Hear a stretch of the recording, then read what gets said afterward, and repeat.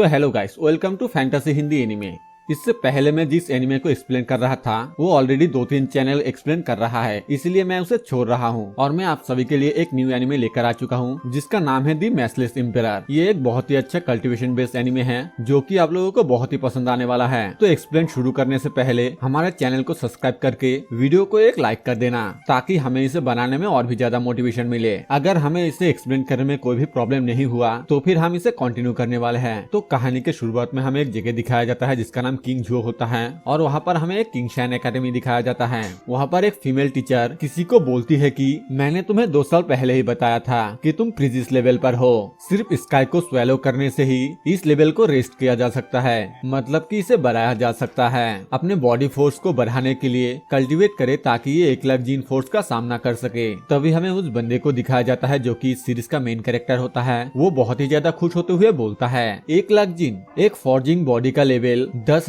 Gene होता है और ये बिल्कुल अकल्पनीय है। और हमें बताया जाता है कि ये ब्रिलियंट और ब्यूटीफुल प्रोटैगनिस्ट डार्लिंग है। तभी हमें दिखाया जाता है कि उसका टीचर उसे डांटते हुए बोलता है जल्दी से उठ जाओ। फिर हमें बताया जाता है कि पहले जो बताया गया था उस बात का कोई भी मायने नहीं रखता है, उसका नाम सिर्फ डार्लिंग है। मतलब कि डार्लिंग भी क्लास में हमारे तरह मस्त खर्राटे मार रहा था और वो बिल्कुल एक नल्ला है। उसका टीचर उसको बोलती है आखिर तुम यहाँ पर सो क्यों रहे हो, चलो ये तुम्हारा बारी है, अभी जाओ और जाकर अपने ताकत का टेस्ट करो। क्या तुम्हें सुनाई नहीं दे रहा है, जल्दी करो। जिसके बाद हमें दिखाया जाता है कि वो उठकर जाने लगता है और तभी कोई उसे स्नोट कह के पुकारता है। स्नोट का मतलब जो क्लास में खर्राटे मारता है। वो पीछे घूमकर देखता है तो बाकी के स्टूडेंट उसके बारे में बात करते हुए बोलता है ये हमारे किंगशांग एकेडमी का एक बदनाम है। ये बिल्कुल भी अच्छा नहीं है कि टीचर उसके स्ट्रेंथ का टेस्ट कर रही है। अब तक 2 साल हो चुका है लेकिन फिर भी वो अभी तक हमारे क्लास में सोता रहता है। ऐसा लगता है कि वो खुद को ड्रीम गॉड समझता है, मतलब कि स्वप्न का देवता। फिर हमें दिखाया जाता है कि डार्लिंग बोलता है जब मैं 2 साल पहले बॉडी फॉर्जिंग को ट्रांसफॉर्मेशन कर रहा था तब मैंने एक आवाज सुना और उस आवाज को सुनकर जब मैं नींद से उठा तब मुझे स्काई को स्वेलो करने वाला एक टेक्निक मिला।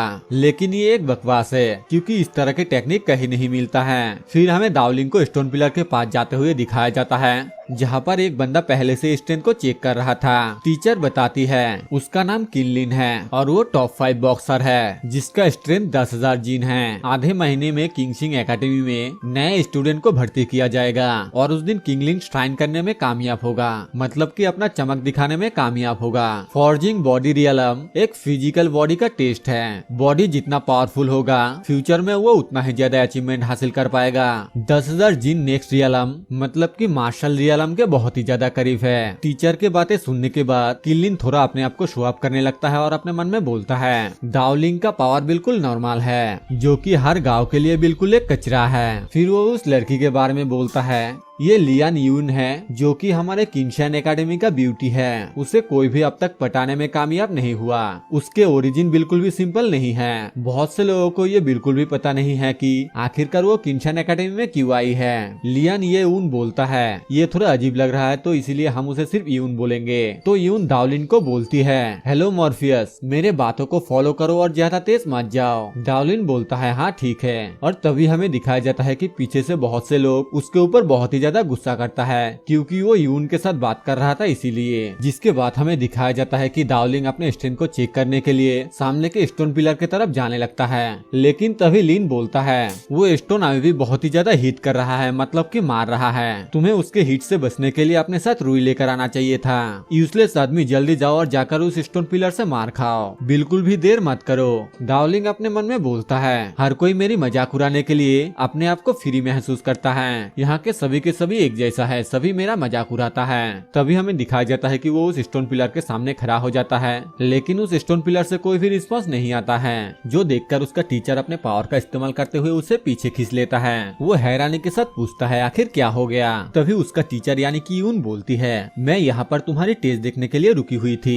बच्चे, तुम्हें आज हमारे स्कूल को शर्मिंदा करने की कोई भी जरूरत नहीं है, चलो यहाँ से वापस चलते हैं। तभी आसपास के लोग बोलता है टीचर आपने तो उसे माफ कर दिया, सच में टीचर आप बहुत ही ज्यादा दयालु है। आगे से डार्लिंग भी बोलता है टीचर आई एम सॉरी। और फिर वो अपने मन में सोचता है इस दुनिया में अगर तुम कोई मार्शल आर्टिस्ट नहीं बन पाते हो तो तुम्हारा बर्बाद होना तय है। मैं यहाँ पर नहीं रह सकता क्योंकि मैं हमेशा क्लास में सो जाता हूँ। मेरे लिए तो जिंदा रहना भी बेकार है। क्या मैं हमेशा ही इस तरह एक यूजलेस बनकर रह जाऊंगा? जिसके बाद वो बोलता है, नहीं, मैं किसी भी हालत में स्काई को स्वेलो करूंगा। ये बिल्कुल एक गैम्बलिंग की तरह है और मेरा एडमिट टिकट ही मेरा आखिरी शॉट है। इसके बाद यहाँ से सीन चेंज होता है और हमें हमारे हीरो की बचपन की स्वीट हार्ट को दिखाया जाती है, जिसका नाम वांगे होती है। वो हमारे हीरो के पास आकर बोलती है, ब्रदर डार्लिंग, क्या आप वो चीज लेकर आए हैं? डार्लिंग बोलता है, हाँ बिल्कुल, मैं उसे लेकर आया हूँ। मैं तुम्हें इसे कुछ दिनों के लिए उधार दे सकता हूँ ताकि तुम इसका मजा ले सको, लेकिन ज्यादा देर तक नहीं, वरना मेरे पापा बहुत ही ज्यादा गुस्सा हो जाएगा। वांगे उस चीज को लेते हुए बहुत ही ज्यादा खुश हो जाती है, जो कि एक पोटली के अंदर होती है, और उस चीज के लिए डार्लिंग को शुक्रिया भी बोलती है। और वो अपने मन में बोलती है, हालांकि वांगी मेरे साथ अभी नहीं रहती है, लेकिन हम बचपन से ही एक ही झोपड़ी के अंदर रहते थे और उसके साथ मिलना मुझे बहुत ही ज्यादा अच्छा लगता है। फिर हमें दिखाया जाता है कि वो दोनों एक जगह पर बैठ के एक दूसरे के साथ बातें करने लगता है। तभी वांगी डार्लिंग को बोलती है, ब्रदर डार्लिंग, आपको इस बात की चिंता करने की कोई भी जरूरत नहीं है कि दूसरे आपके बारे में क्या सोचता है, क्योंकि फिर भी मैं तुम्हें बहुत ही ज्यादा पसंद करती हूँ। अगर हम दोनों एक साथ जिंगशैंग एकेडमी में ज्वाइन हो सकते हैं तो फिर मैं तुम्हारी वुमेन बनने के लिए तैयार हूँ, मतलब कि तुम्हारे साथ शादी करने के लिए तैयार हूँ। जो सुनते ही डार्लिंग बहुत ही ज्यादा शर्माने लगता है, जिसके बाद हमें वांगी के हाथ में किसी एक चीज को दिखाया जाती है, जो शायद से कोई जेट टोकन होगा। वो लेते ही वांगी वहाँ से जाने लगती है और डार्लिंग पीछे से उसको बोलता है, वांगी, मुझे कुछ दिनों के बाद ये स्टोन वापस देना मत भूलना। तभी वांगी किसी को बोलती है, कजन वांगलिंग, क्या ये ब्लू टोपस जैसा दिखता है? मुझे तो ये बहुत ही अच्छा फील देता है। तभी डार्लिंग सामने की तरफ देखते हुए बोलता है, वांगलिंग यहाँ पर भी है? आखिर वो वांगलिंग को कैसे जानती है? क्या वो उसके कजिन है? तभी उस तरफ से वो लड़का यानी कि वांगलिंग आते हुए बोलता है, हाँ बिल्कुल, ये ब्लू टोपस है। डार्लिंग गुस्से से वांगे को बोलता है, वांगे, आखिर तुम ये क्या कर रहे हो? क्या हमने नहीं कहा था कि हम यहाँ पर आउटसाइडर को नहीं लाएंगे? वांगे उसे कृपी से स्माइल देते हुए बोलता है, क्या आउटसाइडर? कजन वांगलिंग कोई आउटसाइडर नहीं है। और वांगलिंग बोलता है, अब ये स्टोन मेरा है। डार्लिंग बहुत ही ज्यादा गुस्से से वांगे को बोलता है, तुमने मुझे धोखा दिया, ये मेरे पापा का इकलौता टुकड़ा है जो मेरे पास है। वांगे डार्लिंग को बोलती है, कजिन को पता है कि तुम्हारा विरासत तुम्हारे ब्लेसिंग है, इसके अलावा मुझे तुमसे बात करने के लिए खुद को नीचा करना पड़ा। ये कुछ ऐसी चीज है जिसके बारे में आम लोगों को बिल्कुल भी सोचना नहीं चाहिए, बस इसके लिए अफसोस करना चाहिए। जो सुनते ही वो बहुत ही ज्यादा शॉक होते हुए बोलता है, सिर्फ तुम ही थे जिसके ऊपर मैं बहुत ही ज्यादा यकीन करता था, आखिर तुम मुझे इस तरीके से धोखा कैसे दे सकते हो? वांगी उसको बोलती है, मैंने पहले भी तुमसे ब्लू टोपस मांगा था, लेकिन तुमने मुझे वो नहीं दिया। क्या तुम झूठ बोलने के लिए मुझे ब्लेम कर सकते हो? अगर मैं तुम्हें आज नहीं कहता कि मैं तुम्हारी वुमेन बनूंगी, तो क्या आज भी तुम मुझे इस ब्लू टोपस को देते? तुम मुझे कभी भी नहीं देते।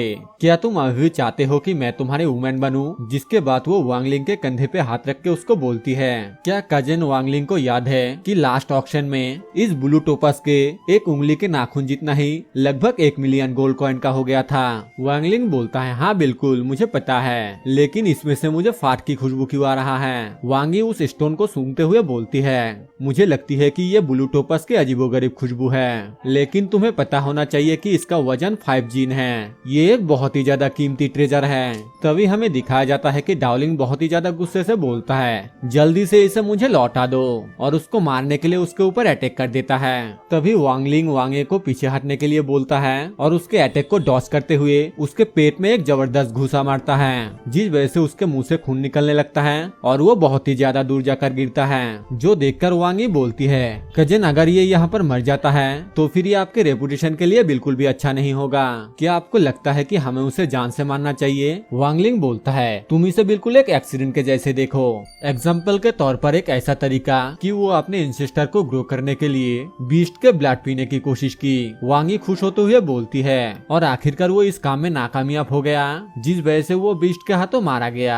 ये तो बहुत ही अच्छा स्टोरी है। जिसके बाद हमें दिखाया जाता है कि वांगलिंग एक बोतल में एक बीस्ट का ब्लड लेकर आया होता है, लेकिन पता नहीं कि आखिर वो कौन से बीस्ट का खून है, क्योंकि मुझे देखने में वो किसी पोषण जैसा लग रहा है, लेकिन हमें यहाँ पर ब्लड बताया जा रहा है तो मैं ब्लड ही बता रहा हूँ। तो वांगलिंग आगे बोलता है, लेकिन इस कहानी में हमें बीस्ट के ब्लड के बर्बादी करना पड़ रहा है। है, जिसके बाद वो डावलिंग को पूरा का पूरा बीज ब्लड पिला देता है और हमें बताया जाता है क्या ये कोई हेवन की इच्छा है, क्योंकि संयोग से स्काई स्वेलिंग टेक्निक को कल्टीवेट करने के लिए यही बीज ब्लड की जरूरत होता है। लेकिन ये बीज ब्लड के एनर्जी बहुत ही ज्यादा वायलेंट होता है, इसीलिए कोई भी इसे नहीं पीता है। लेकिन डावलिंग को इसे पीने के लिए मजबूर होना पड़ा। वांग यी ने उसे वहीं पर मरने के लिए छोड़कर वांगलिंग के साथ चला गया। क्या आप उसका किस्मत चमकेगा या फिर उस बीज ब्लड के वायलेंट एनर्जी की वजह से वहीं पे मर जाएगा? ये बताते ही हमारा ये एपिसोड यहीं पे खत्म हो जाता है। तो आगे क्या होने वाला है ये हम देखेंगे नेक्स्ट एपिसोड में। वीडियो को पूरा देखने के लिए आप सभी को दिल से थैंक यू। वीडियो पसंद आए तो वीडियो को लाइक कर देना, चैनल पे नए हो तो सब्सक्राइब कर देना। मैं मिलूंगा आप सभी से एक और न्यू वीडियो के साथ, तब तक के लिए बाय बाय।